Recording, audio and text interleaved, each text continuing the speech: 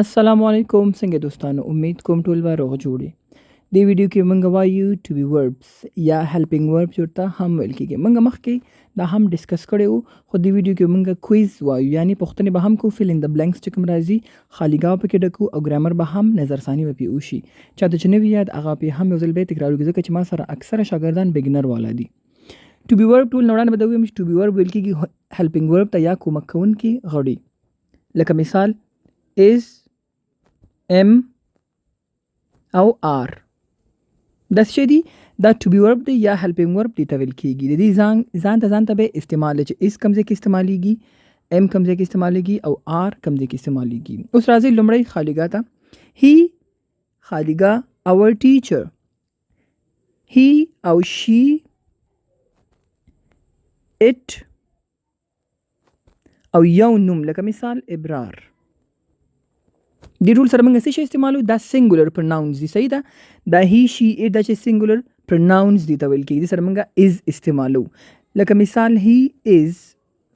اور ټیچر هغه زموږ استاد دی دلته هی راغی سنګولر پرناون راکتل شي راغلو اټ راغلو یا یو نوم راشي دا موږ مخکې مثالونه کې وایو نو څه شی به سره لیکل ته موږ سره از به سره لیکو صحیح شو شو هی از اور ټیچر اوس راځو بلته دویم نمبر ته دی خالیګاه not ready دې کې څه راځي موږ ویلو دی وی یو او دوه نومونه چې هغه هر شی وي دې ته یا پرناونس چې کوم راځي ضمیرونه ورته ویل کېږي دې ته موږ څه استعمالو آر ورسره استعمالو ته موږ ولیکو آر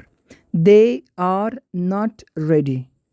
they دوی are not یعنی دی تیار ریډي تیار شوي لا نه دي یعنی دوی تیار نه دي دلته مثال څه شو موږ آر استعمال کوو they we you او دوه نومونه دي سره به څه راځي دي سره به آر راځي پاتې شو دریم اخر ام پاتې شو په دې کې دلته به څه لیکو آی په دې باندې ټول پوهېږي چې آی سره ام راځي نو دا څه شو I am a new doctor here I am a new doctor here دلته نوی ډاکټر یم په هغې درس به انشاءالله پوه شوي یئ دلته به اوس هم از ام آر دې نه بغیر نور یو هم نه کارول کېږي لکه مثال لومړی مثال وګوره عاصم ماسې ویلې چې سنګولر نوم وي هی شي ایټ چې راځي ورسره از به ورسره راځي دلته به څه لیکو از عاصم is working at restaurant عاصم is working at restaurant عاصم په رستورانټ کې کار کوي ورکینګ کار کوي at restaurant په رستورانټ کې اوس راځو دویم ته وی دی د ټولو سره دی او وی یو دې سره څه راځي آر راځي دلته به څه ولیکو آر we are not ready yet we are not ready yet موږ اوسه پورې تیار نه یو یټ تر اوسه not ready یعنی تیار نه یو we are not ready yet موږ اوسه تر اوسه پورې تیار نه یو څه شو وی سره آر لګېدو I am څنګه چې ما ویلو I سره am راځي I am not a student زه شاګرد نه یم I am not a student زه شاګرد نه یم څلورم دا هاوس دلته څه دی سنګولر نوم راغلی هاوس چې دی سنګولر دی سنګل یو نوم دی نو څه به سره دی از به سره دلته لیکو the house is very big the house is very big دا کور چې دی ډیر غټ دی very big ډیر غټ دی پنځم it سره هم از لګیږي already لیکل شوی دلته it is very nice weather it is very nice weather دا ډیر ښایسته موسم دی شپږم they are my cousins they are my cousins دا زما cousins دي cousin ماما زوی کاکا زوی خاله اما دې ټول ته څه ویل کېږي ته ویل کېږي cousins ویل کېږي صحیح ده وم some kids kid